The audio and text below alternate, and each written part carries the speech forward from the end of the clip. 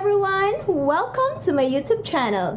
My name is Josie A. Nunez, aka Goldie the Explorer, your new travel vlogger. At kung bago ka sa channel na to, baka naman pwedeng mag-subscribe ka. Dahil alam mo ba, hindi coincidence na napunta ka sa channel ko. Iisa lang ibig sabihin nun. Kapag nag-subscribe ka, nag-subscribe pamilya mo, nag-subscribe pati mga kaibigan mo, dadami tayo, dadaming followers ko, kikita ang vlog ko. Pag kumita ang vlog ko, maraming pa-premyo! Isa ka sa makakatanggap ng pa-premyo. Kaya ano pang hinihintay mo? Click mo na yung subscribe button below, click mo na rin yung notification bell para ma-notify ka sa mga susunod pa nating biyahe! And today, isasama ko kayo sa aming 100 Island Adventures and Bolinao Beach Resort Pangasinan Adventure! Ano pang hinihintay natin? Tara! Biyahe na!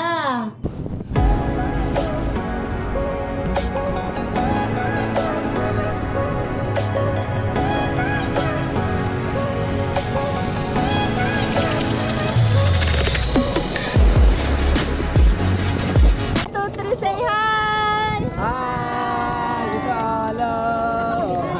Alright, so we're now here at the port. We're about to ride a boat. Alright, so this is a family outing for year 2023. Woo, this is so happy family outing, di ba? Vlogger. What's up? Subscribe nyo naman ako sa channel ko, ha? Sige na nga, ano nga channel mo? Jonathan Mindillo. Tapos yung page ko, Jonathan Photo at saka Broy Adventure. Oh, yan guys. Alright. Subscribe mo na sila, guys. Tay, say hi to my vlog. Woo! Ready na sila. Saan yung bangka? Hi! 100 Island Adventure!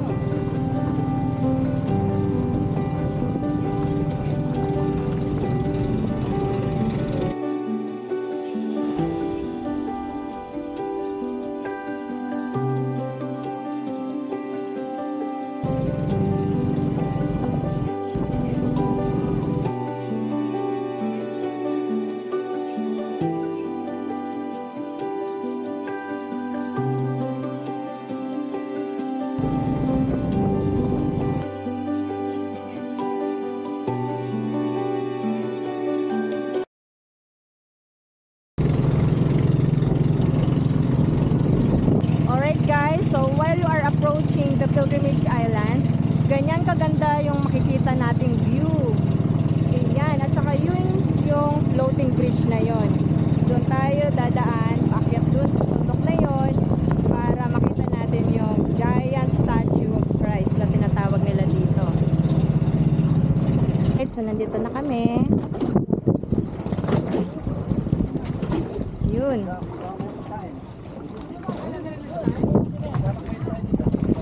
Alright! Guys, we're now here at 100 Islands, which is the first Philippine National Park of the Philippines.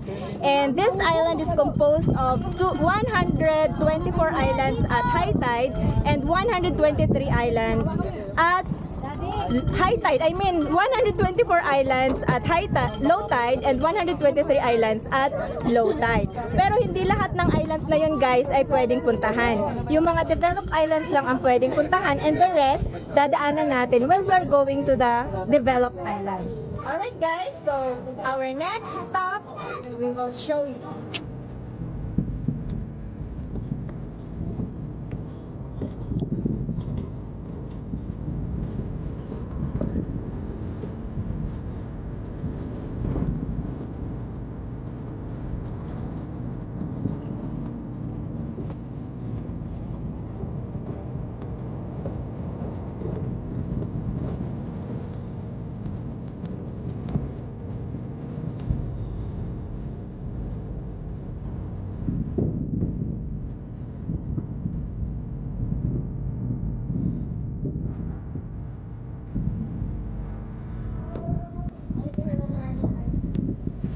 Yan guys, oh, ang daming isda, oh, ang lalaki. Oh.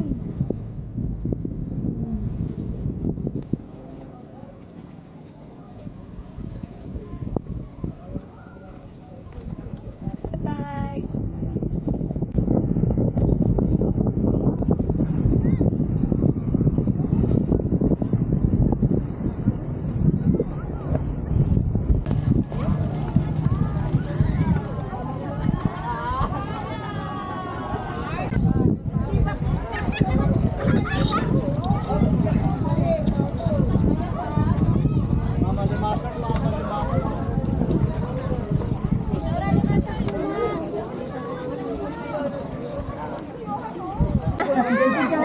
Unang island pa lang to, mukhang susuko na.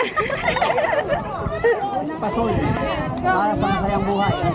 Okay guys, so this island was named Pilgrimage Island because of 1,413 steps going up and the 14 stations of the cross installed here. At isa sa kilalang kilala dito ay yung giant statue of Christ na tinatawag nila, which is 56 feet tall. So papakita natin yung pagdating natin sa taas. This is one of the most interesting island. So ang activity talaga natin dito ay trekking. This is our first activity here in 100 Islands. Panay! Trekking tayo ngayon dito sa Pilgrimage Island. Yan yung aming mga kapamilya. Kapamilya, kapuso, kapatid. Ay, so, papaya talaga kayo dito, guys.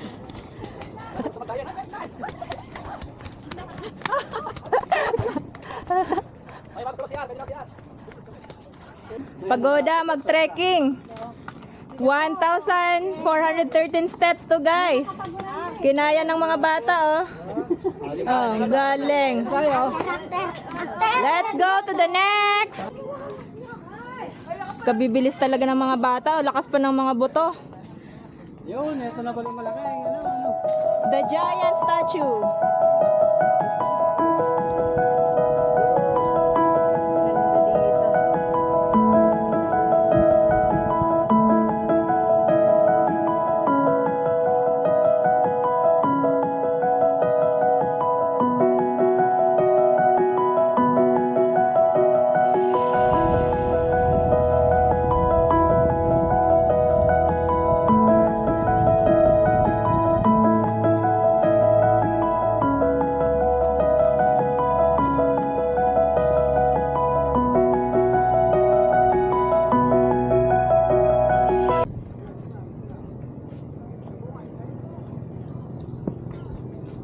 Madaming bulaklak tsaka may tubig, may ahas.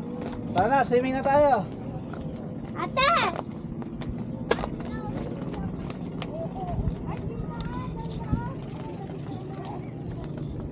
Makabukas lang pala yung mahal. Makabukas lang.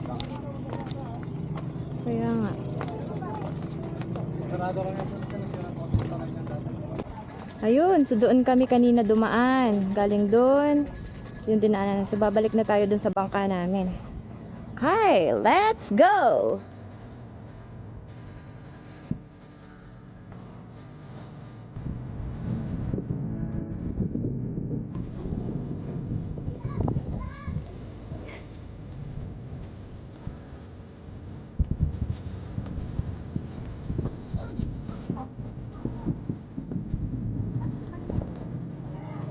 Okay guys, after trekking, galing kami doon sa mataas na bundok ngayon, pababa here. Yan, pagoda ang mga kapamilya. Pahinga muna. Perfect to guys for family outing, especially malapit na ang Holy Week. This is perfect for your family, loved ones, and friends.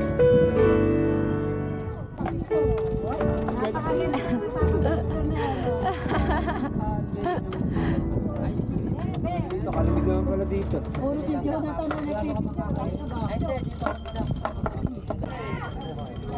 Okay, so sakay na ulit tayo ng boat.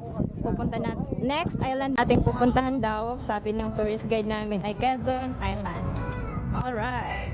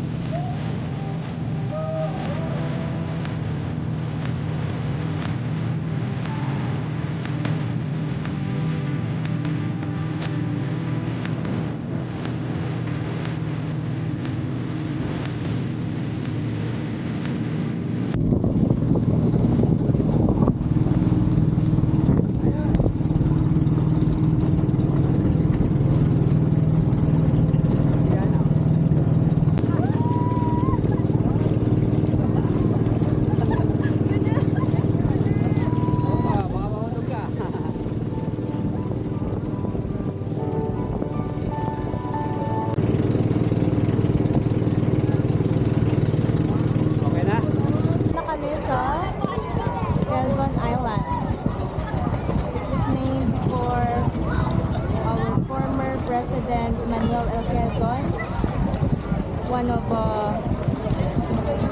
Filipino figure. Yun yung kanyang bronze.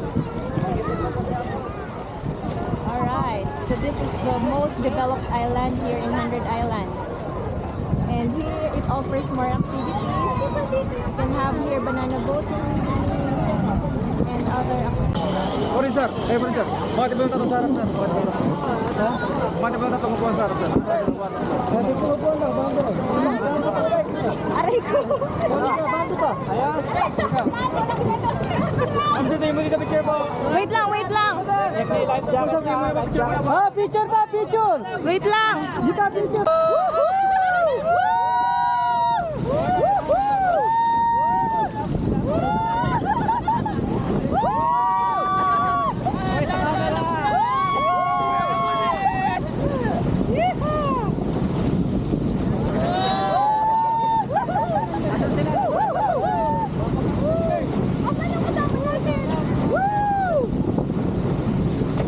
Ayos pa kayo.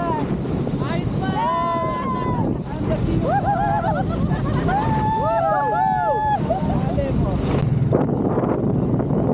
So yan guys, napakaganda ng view dito sa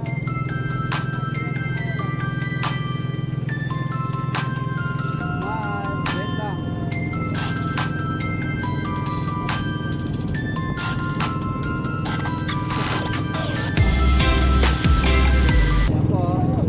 Makakanta si Rose. Yan o. Alright guys, so after 100 Islands, let's go now to Bolinao Beach Resort, Pangasinan.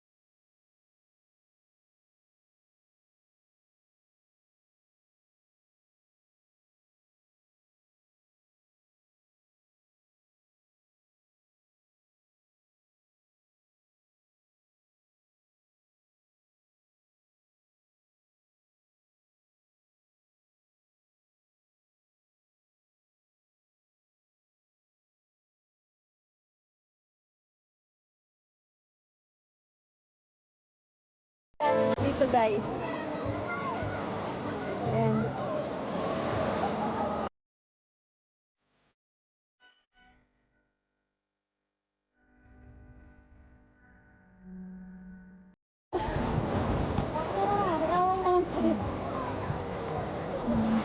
Ang aking inaanak, kaibigan doon, enjoy na naman sa buhangin.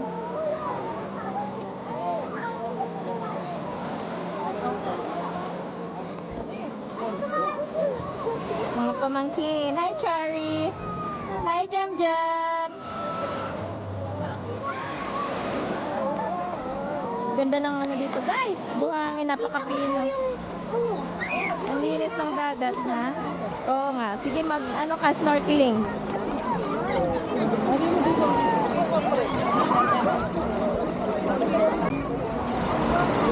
Ang cute ng mga boat dito, guys, oh. Wow, nice. Ang cute ng kanilang style and paint. Yun, so punta tayo doon. Puntahan natin yun.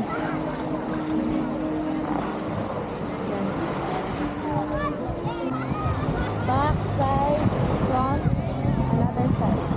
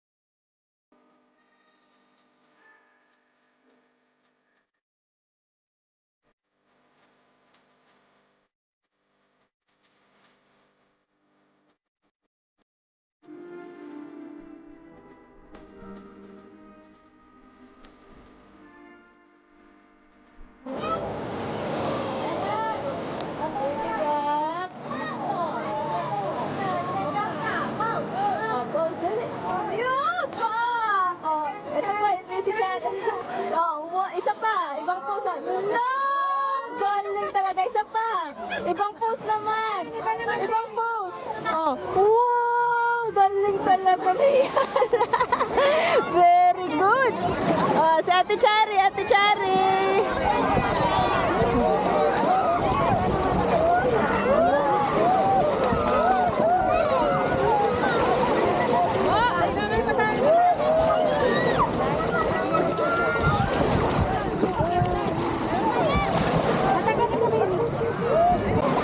Snorkeling naman ito. Snorkeling.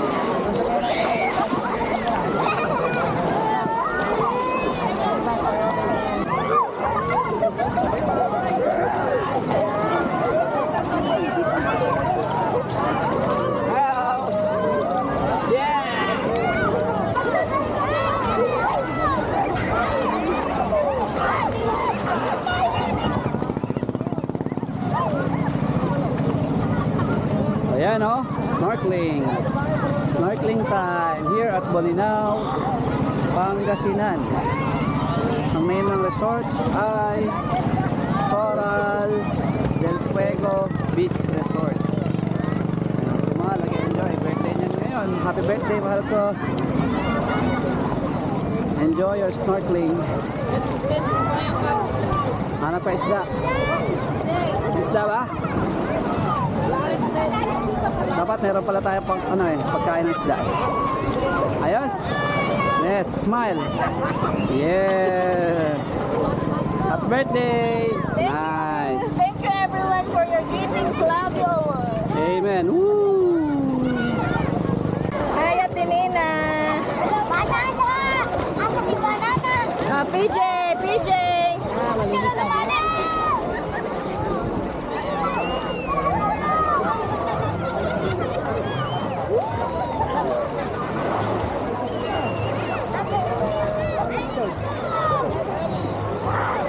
Ayun, nalim ka na, Kuya Teknik!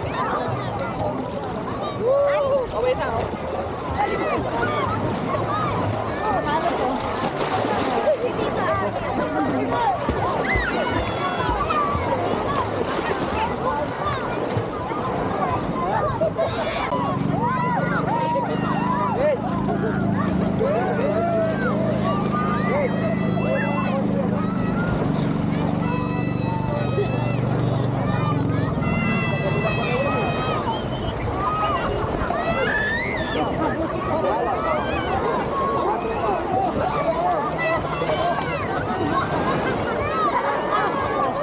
Ay, sorry na. Happy birthday. Birthday.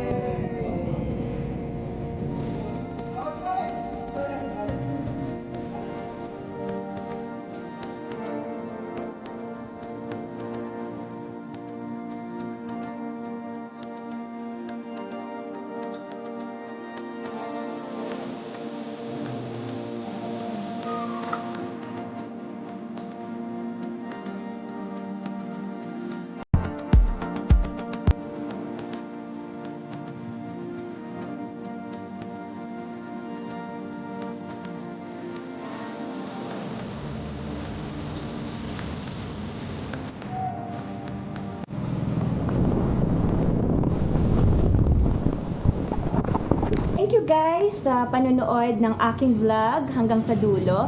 And ngayon naman guys, isi-share ko sa inyo yung mga tips kapag naghahanap kayo ng mga lugar na gusto nyong puntahan. Especially ngayon, malapit na yung Holy Week, mahaba-habang bakasyon, maraming oras para sa family outing or with your barkadas, friends, or partner. Guys, kapag pupunta kayo sa 100 Islands, perfect yung lugar doon. As in, maraming talagang adventure siya, maraming activities. But remember guys, kapag pupunta kayo doon, make sure na mag-book kayo, mag-register kayo sa tourism office mismo. Huwag kayo magpa-assist guys sa mga staff sa hotel or sa lugar na check-inan nyo kasi nanggugulang sila guys. Sisingilin kayo ng mas mahal. Kapag sa tourism office kayo guys nag-direct, ang registration fee is 100 pesos per head, yun yung regular rate. Pero sa senior and PWD, discounted ng 20 pesos. So, 850 pesos na lang yung babayaran. Pero kailangan i-present yung senior or PWD ID para ma-avail yung discount. Another thing is, pagdating nyo doon, so mag-fill out muna kayo ng form, isusulat nyo doon kung sino-sino ang lahat ng mga kasama, yung age, and then sino yung pwedeng i-contact if emergency case happen. And then, after mag-fill out ng form, puproceed na kayo guys doon sa assessment area. Sa assessment area, doon nila ko-computein kung ilan kayo lahat, tapos kung anong kalaking bangka ang dapat na ibigay sa inyo. Kasi kapag family group, like sa travel namin na ito, family group kami, large boat siya guys. So sa pag large boat, 11 to 15 packs per boat yon, worth 2,000 pesos. Ayun. And then, after dun sa assessment, proceed na dun sa payment. Then, sa payment dun na ipaprocess yung computation na ginawa dun sa assessment area. By the way, guys, yung life jacket, pwede kayong mamili ng heavy duty. 50 pesos lang siya, guys, per life jacket. Pwede kayong mamili kung gusto nyo ba yung binigay sa inyo. Kung hindi, pwede nyong papalitan.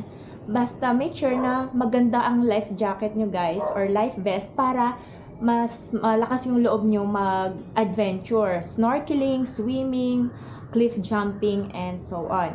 And then another tips, kapag naghahanap kayo ng murang accommodation yet comfortable, convenient for family tour, lalagay ko guys sa baba yung link ng aking vlog regarding sa where to stay in Alamino City, Pangasinan, which is affordable, convenient, comfortable, and malapit lang sa port. Okay guys, so thank you so much again. Kung hindi ka pa nakakapag-subscribe, kindly click subscribe button and click mo na rin yung notification bell para ma-notify ka sa susunod pa nating biyahe. So ang next nating travel ay Cebu! Malapit na yan guys! Abangan! Thank you!